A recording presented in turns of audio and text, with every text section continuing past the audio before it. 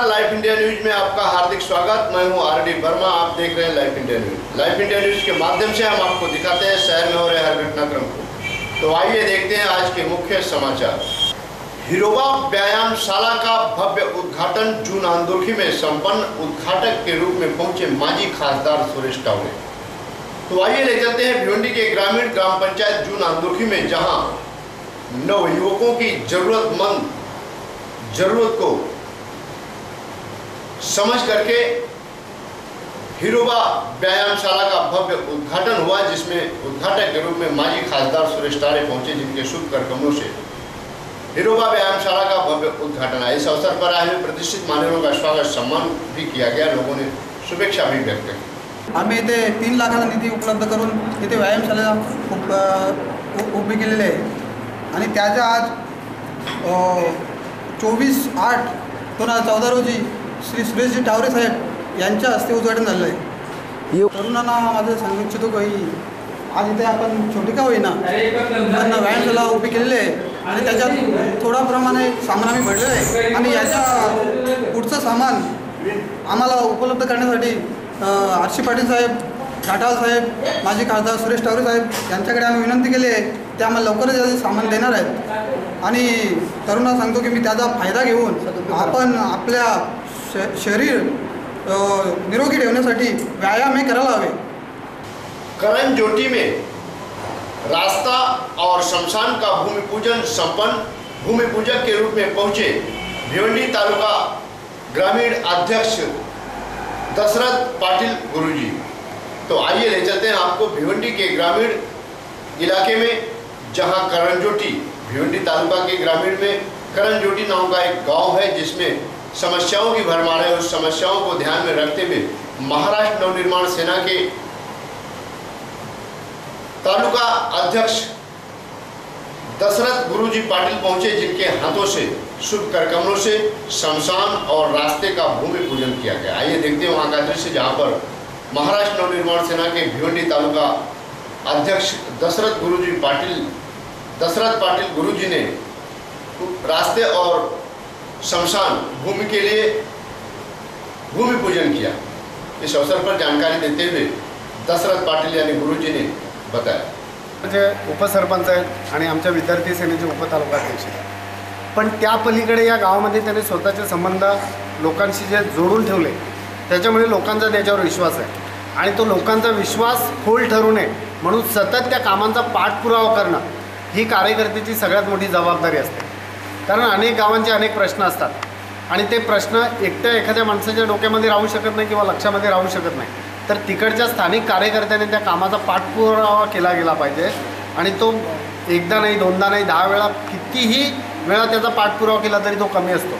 कारण तो काम मार्गी लागत नाही तोपर्यंत त्या कामाचा पाठपुरावा करणं, आणि हे या शहराचं वैशिष्ट्य आहे की कितीदा 2 वर्षामध्ये मला शेकडोनी त्याने फोन केले असतील किंवा भेट घेतली असेल की दादा हे काम आहे, ते काम आहे, ते काम आहे, ते काम आहे। अशा प्रकारचा प्रत्येक गावामध्ये कार्यकर्ता तयार व्हायला पाहिजे आणि तरुणांना मी तुमच्या माध्यमातून आव्हान करेन की प्रश्न सोडवण्यासाठी तरुणांनी आता या रस्त्यावर आलं पाहिजे, किंबहुना त्यांची इच्छा जागृत केली पाहिजे। ज्या गावाने मला निवडणुकीसाठी प्रतिनिधित्व दिलं आणि मला निवडून आणलं आणि या गावाने मला भरभरून दिलेले आणि या गावाचा मी उपसरपंच या नात्याने असताना मला ज्या समस्या जाणवल्या त्या मी जिल्हा परिषद सदस्य वैशालीताई आणि दशरथ पाटील गुरुजी यांच्या माध्यमातून, तसेच आपले पंचायत समिती सदस्य विकास जाधव नेहमी यांच्याकडून पाठपुरावा करून आणि यांचा सहकार्य लाभल्यामुळं आणि मला ग्रामस्थांचा पूर्ण सहकार्य असल्यामुळं, पाठिंबा असल्यामुळं ह्या गोष्टी मी करू शकलो। आज मी शरद जाधव म्हणून एकटा हे काम करतो असं नाही आहे।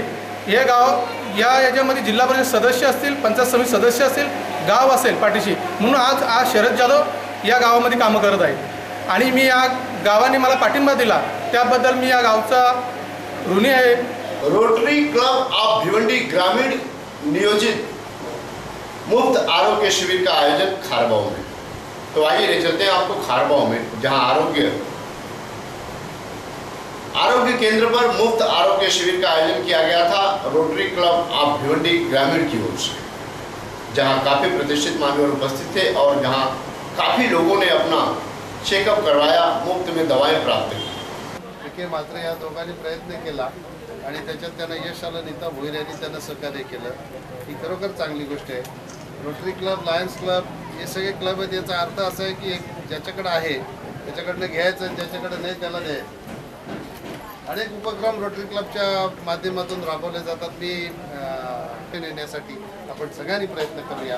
आपण हे आरोग्य शिबिरच भरून न थांबता येणाऱ्या ह्या तरुण पिढीला चांगल्या प्रकारचं मार्गदर्शन कसं होईल, उद्या ते त्यांच्या स्वतःच्या पायावर उभं राहून फक्त त्यांच्या कुटुंबापुरतं मर्यादित न राहता देशाच्या जडणघडणीमध्ये त्यांचा हिस्सा योगदान कसं देऊ शकतील याच्यासाठी त्यांना काही मार्गदर्शन करता आलं त्याच्यासाठी आपण प्रयत्न करावे.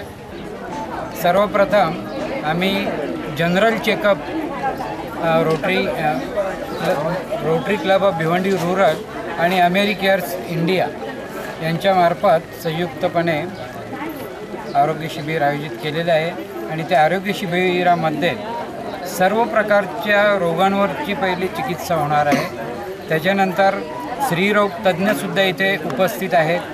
त्याचप्रमाणे डोळ्यांची तपासणी आणि मोफत चष्मे वाटपसुद्धा ठेवलेले आहे. त्याचप्रमाणे हाडांचे तज्ज्ञ ऑर्थोपेडिक सर्जन म्हणून दीपक शेलारी आलेले आहेत. अशा प्रकारे सर्व रोगांचे इलाज इथे ग्रामीण विभागामध्ये आम्ही ठेवलेलं आहे, आयोजन केलेलं आहे. महाराष्ट्र की पारंपरिक परंपरा पिठोरी मानकोली के उप सरपंच चंदू माली के घर धूमधाम से संपन्न.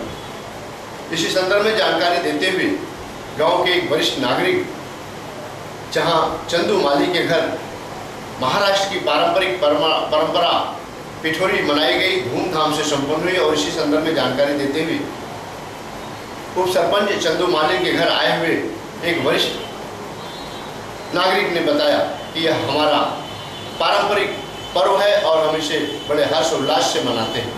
या संदर्भात म्हणजे हे फार वर्षापूर्वीपासूनची परंपरा आलेली आहे. म्हणजे ग्रंथ पुराणामध्ये याचं वर्णन केलेलं आहे. आणि त्या वर्णनानुसार की आम्ही लोकांनी भाविक जे असतात की ते आमच्या कुठल्याही दैवताला म्हणजे असं एक नवस केलेलं असतं की माझं असं कार्य सिद्धीस गेलं तर मी हे कार्य मी करणार म्हणून. आणि हे कार्य श्रावण महिन्यामध्ये जी अमावस्या, दर्श अमावस्या ज्याला म्हणतात, श्रावण महिन्यामध्ये येणार आहे आणि भाद्रपद महिना प्रतिपदा उद्यापासून चालू होणार.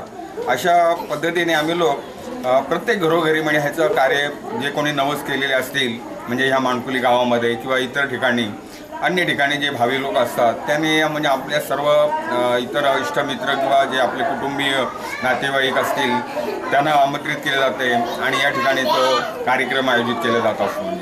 आता काय वडिलांनी काय समज घेतले असतील त्यामुळे आम्ही परंपरा वडिलांचे ते आम्ही खूप आनंद होतो. किती वर्षापासून म्हणजे भरपूर वर्ष झाले. अजून वर्ष मांडणार आता परंपरा मांडणार म्हणजे आता ते चालूच राहणार. महाराष्ट्र नवनिर्माण सेना पारिवली विभाग के अध्यक्ष हनुमान वारगड़े की ओर से गरीब गरजू विद्यार्थियों को मुफ्त नोटबुक वितरण. तो आइए ले चलते हैं आपको ग्राम पंचायत सेलार में महाराष्ट्र नवनिर्माण सेना पारिवली विभाग के अध्यक्ष हनुमान वारगड़े की ओर से गरीब गरजू विद्यार्थियों को हजारों की संख्या में नोटबुक वितरण की गई मुफ्त में. हर साल की तरह इस साल भी विभाग अध्यक्ष पारिवली विभाग अध्यक्ष हनुमान वारगड़े ने विद्यालय के गरीब गरजू विद्यार्थियों के लिए नोटबुक वितरण किया. इस अवसर पर काफी प्रतिष्ठित महाराष्ट्र नवनिर्माण सेना के वरिष्ठ कार्यकर्ता पदाधिकारी उपस्थित थे, जिसमें भिवंडी तालुका अध्यक्ष दशरथ पाटिल गुरुजी भी उपस्थित थे, जिनके शुभ करकमलों से विद्यार्थियों को गरीब गरजू विद्यार्थियों को मुफ्त नोटबुक वितरण की गई. तो आइए देखते हैं. रोज न चुकता आंघोळ बिंघोळ झाली की त्यांना पहिला नमस्कार करा. तुमची बुद्धिमत्ता इतकी वाढेल ना, खरं सांगतो मी, इतकं करा तुम्ही खूप हुशार व्हाल आणि जगामध्ये तुम्ही आयुष्य जगत असताना तुम्हाला कधीच कमी पडणार नाही. कारण का आई वडील आपले चालते बोलते दैवत आहे. त्यांची सेवा, त्यांचा आदर्श, त्यांना वाकून नमस्कार करणं ही आपल्या नम्रतेची सुरुवात आहे. आणि आधी नम्र वागणे म्हणजे मुलींनी पण त्याच्या त्यांना आता आमचा एक नंबर आला, आता मुलांना सांगायला वगैरे सर्वांनी, मुलांनी पण मुलींनी पण आपल्या आई वडिलांना आणि शाळेत आल्यावर गुरुजींना नाही पायाला वागता आलं तरी चालेल, हात जोडून नमस्कार करा. ही 3 दैवता आपलं आयुष्य घडवणारी असतात, आपलं भविष्य घडवणारी असतात. परंतु त्या वह्या देणाऱ्याच्या मागची जी भावना आहे हनुमान वारगडे आणि त्यांच्या सहकार्यांच्या सगळ्यांची, इथे फक्त मी विचारलं की पट इतका शेजारचा कमी झाला की काय, किंवा आयोजकांनी मला सांगितलं की नाही, फक्त गरजू विद्यार्थ्यांनाच इकडे बोलावले. ज्या विद्यार्थ्यांना गरज आहे त्या विद्यार्थ्यांनाच हे साहित्य दिलेलं आहे. त्यामागची भावना तुम्ही समजून घ्या. त्या 2 जरी वह्या दिलेल्या असल्या तरी त्या 2 वह्या त्यांचा सदुपयोग करून, तुमच्या अभ्यासामध्ये त्यांचा चांगला वापर करून, चांगला उपयोग करून तुमच्या शिक्षणामध्ये ते उपयोग तुम्ही आणायचा आहे. राष्ट्रवादी कांग्रेस भिवंडी तालुका ग्रामीण अध्यक्ष अरुण पाटिल की ओर से संपूर्ण ठाणे जिला में गरीब गरजू विद्यार्थियों को मुफ्त नोटबुक वितरण।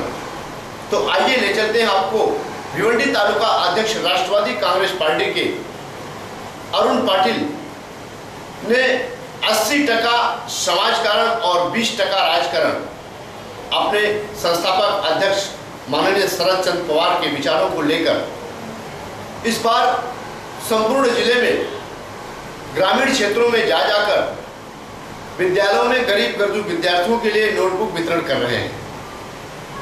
ऐसे ही पड़गा क्षेत्र में बोरीवली, राहुल, मोहंडुल और कई अन्य जगहों पर जाकर राष्ट्रवादी भिवंडी तालुका अध्यक्ष अरुण पाटिल अपने सहयोगी कार्यकर्ता पदाधिकारियों के साथ, प्रतिष्ठित व्यक्तियों के साथ जाकर विद्यालय में हर जगह पर मुफ्त नोटबुक वितरण किए।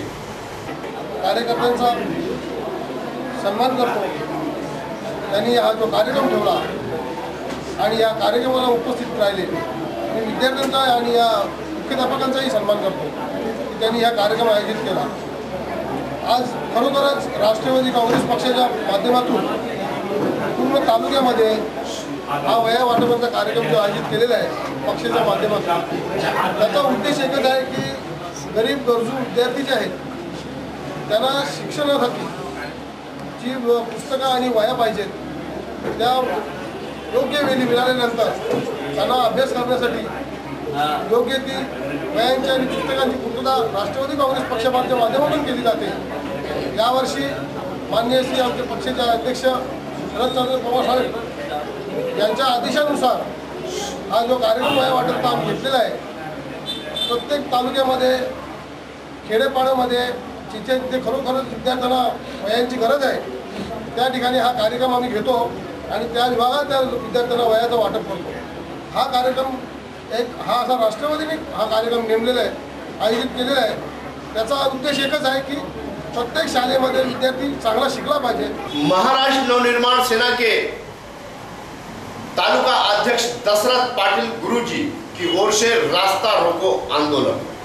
तो आइए ले चलते हैं आपको भिवंडी के ग्रामीण अंबाड़ी नाका पर महाराष्ट्र नवनिर्माण सेना के वरिष्ठ कार्यकर्ता पदाधिकारी भिवंडी तालुका अध्यक्ष दशरथ पाटिल गुरुजी ने भिवंडी से लेकर अंबाड़ी और अंबाड़ी से लेकर वाड़ा यानी भिवंडी इलाके की सारी रोड की समस्याओं को लेकर सड़क पर पड़े खड्डे या खड्डे में पड़ी सड़क को लेकर के और पावर की समस्या, बिजली बिल की समस्या और कई अन्य समस्याओं को लेकर के रास्ता रोको आंदोलन के जिसमें काफ़ी कार्यकर्ता पदाधिकारी उपस्थित थे। भिवंडी से अन्य जगहों पर जाने वाली रोडों को लेकर के जो बारिश के चलते और ऐसे भी जो रास्ते में खड्डे पड़े और खड्डे में सड़क, ऐसा मालूम नहीं होता है कि कितनी समस्या इस सड़क की है।